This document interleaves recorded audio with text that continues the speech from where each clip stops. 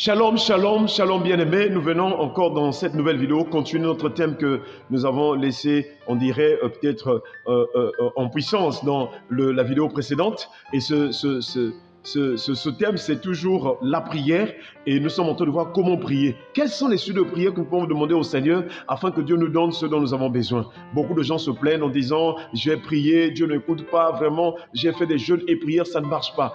Est-ce que nous savons ce que nous demandons? L'apôtre Jacques nous l'a déjà dit, il dit « vous demandez et vous ne recevez pas parce que vous demandez mal dans le but de satisfaire vos passions, vos désirs ». Et dans cette vidéo, nous voulons voir encore qu'est-ce que nous pouvons demander au Seigneur afin que Dieu nous bénisse, qu'il nous accorde ce dont nous avons besoin. N'oubliez jamais qu'il y a les bénédictions célestes, il y a les bénédictions terrestres. Et dans le livre d'Éphésiens, l'épître Paul aux Éphésiens, il a dit déjà que Dieu nous a bénis de toute bénédiction spirituelle dans les lieux célestes. Chers frères et sœurs, dans cette vidéo, nous voulons voir encore deux points importants qui fera que Dieu puisse nous exaucer lorsque nous demandons quelque chose. Qu'est-ce qu'il faut demander à Dieu?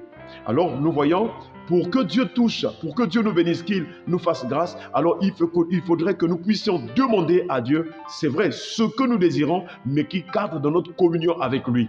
Demandez ce que vous désirez, mais dans votre communion avec Dieu. C'est ainsi que nous prenons le psaume 37, le verset 4, il est écrit « Fais de l'Éternel tes délices et il te donnera ce que ton cœur désire. Fais de l'Éternel tes délices et il te donnera ce que ton cœur désire. » Ce texte veut dire que si nous acceptons de demander quelque chose qui plaise au cœur du Seigneur, dans notre relation avec lui, dans notre communion avec lui, alors Dieu nous confiera ce que notre cœur désire. Si notre cœur désire ce qui est de Dieu, alors ça touchera le cœur de Dieu pour qu'il nous accorde ce que nous voulons. Et donc nous voyons, chers frères et sœurs, à titre d'exemple, la prière de David. David aussi, dans le psaume 27, le verset 4, il est écrit, David est en train de dire, « Je demande à l'Éternel une chose que je désire ardemment.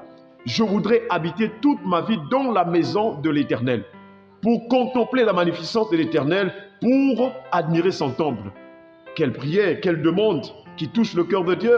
Oui, si nous voulons que Dieu nous bénisse dans ce que nous avons besoin, cherchons d'abord à désirer la présence de Dieu, la maison de Dieu, la vie de prière. Cherchons d'abord à demander ce qui est dans notre communion avec Dieu, ce qui est essentiel. Chers frères et sœurs, comme David, nous prions que cette année, que notre cœur désire vivre dans la présence de Dieu, habiter dans la présence de Dieu, contempler la magnificence, désirer vivre ou voir la gloire de Dieu.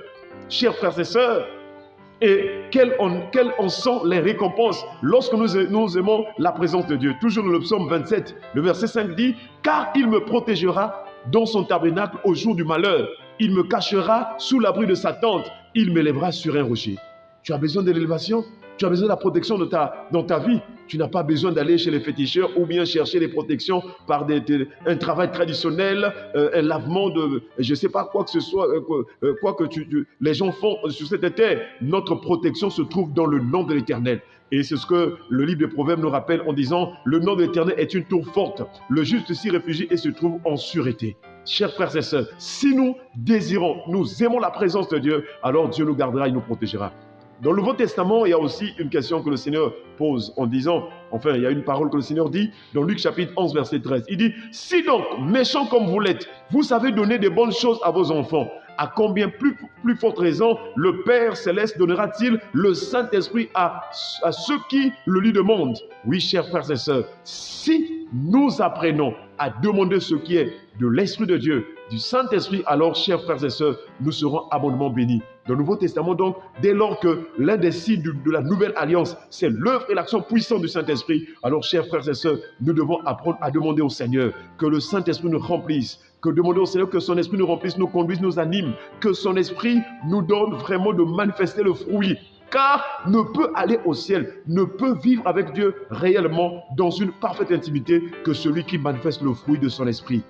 Que Dieu nous aide cette année, dans nos prières, de rechercher d'abord la présence de Dieu, de rechercher vraiment à vivre selon l'esprit, à marcher selon l'esprit. Ainsi, Dieu nous fera grâce. Lorsque tu manifesteras même un besoin, sans même que tu l'aies dit de ta bouche, Dieu te l'accordera. Parce que dans le psaume 139, le psalmiste nous rappelle que avant que la chose soit sur ma langue, tu la connais entièrement.